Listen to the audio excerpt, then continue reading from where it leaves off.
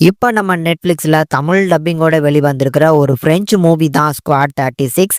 இந்த படம் எப்படி இருக்கு அப்படிங்கிறத இந்த ரிவ்யூல பார்க்க போறோம். ஸோ இந்த படத்த பொறுத்தளவுக்கு ஒரு தரமான ஒரு ஆக்ஷன் த்ரில்லர் மூவிய எடுத்திருக்காங்க.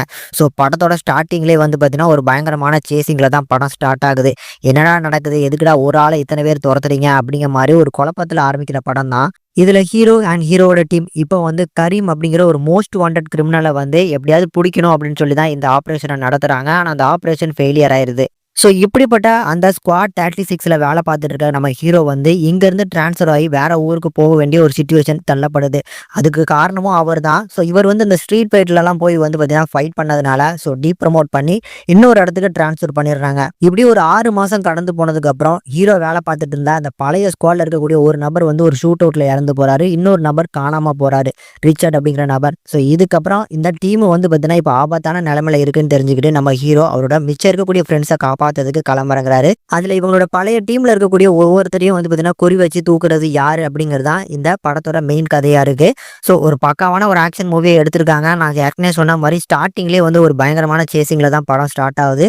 இந்த படத்துல வந்து எனக்கு அந்த சவுண்ட் மிக்சிங் வந்து பார்த்தீங்கன்னா எனக்கு ரொம்ப பிடிச்சிருந்தது. ஏன்டா அதை தனியா சொல்றேன் அப்படின்னு கேட்டீங்கன்னா, ஸோ இந்த படத்துல வந்து ஃபைட் நடந்துட்டு இருக்கும்போதே இந்த சவுண்டை ஆன் பண்றது, ஆஃப் பண்றது இந்த மாதிரியான நிறைய விஷயங்கள்ல சவுண்ட் மிக்ஸ் பண்ணியிருக்காங்க. அது எல்லாமே நல்லா இருந்துச்சு. டிஜே மியூசிக் பர்டிகுலரா சூப்பரா இருந்துச்சு.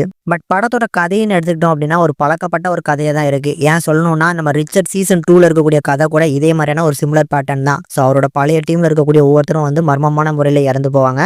இதை கொஞ்சம் மாடிஃபை பண்ணி இங்க எடுத்திருக்கிறாங்க. ஸோ கதை அந்த அளவுக்கு இம்ப்ரெசிவா இல்லை. பட் பக்காவான ஒரு கமர்ஷியல் ஆக்ஷன் ட்ராமாவா எடுத்திருக்காங்க. ஒவ்வொரு ஆக்ஷன் சீக்வன்ஸ் கோரியோகிராஃபிக் நல்லா இருந்துச்சு. அதுல நான் சொன்ன மாதிரி இந்த சவுண்ட் மிக்ஸ் எல்லாம் பார்த்து நீங்க நல்லா என்ஜாய் பண்ணுவீங்க. செகண்ட் ஹாப்ல வரக்கூடிய ஒரு சில ட்விஸ்ட் அண்ட் டர்ன்ஸ்லாம் நல்லா ஒர்க் அவுட் ஆச்சு. ஸோ இந்த ஸ்குவாடுக்கு யார் என்னெல்லாம் பண்ணாங்க அப்படிங்கிறது ரிவால் ஆகுது பாருங்க. அந்த போர்ஷன்ஸ்லாம் எனக்கு ரொம்ப பிடிச்சிருந்தது. அதனால ஒரு ஒன் டைம் வாட்சபிள் மூவி தான். கண்டிப்பா ட்ரை பண்ணி பார்க்கலாம். ஒரு அதிரடியான ஆக்ஷன் மூவிஸை விரும்பி பார்க்கக்கூடிய ஆடியன்ஸ் கண்டிப்பா இந்த படத்தை ட்ரை பண்ணி பார்க்கலாம். ஸோ ஃபேமிலி வாட்சபிளா அப்படின்னு கேட்டிங்கன்னா பெரிய அளவில் அடல்ட் கண்டென்ட்லாம் இல்லை. ஸோ முடிஞ்சா கண்டிப்பா ஃபேமிலியோட ட்ரை பண்ணி பாருங்க.